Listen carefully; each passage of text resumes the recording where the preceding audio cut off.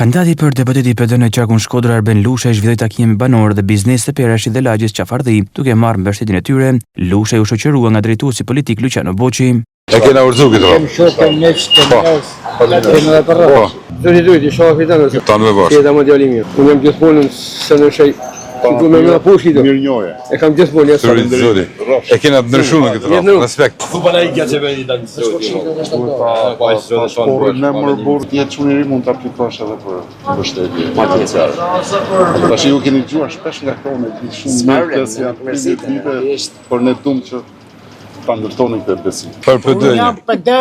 Ja, unë kam Sali Berishën shpirt. 25 vjet më ka bërë nëna e me burë.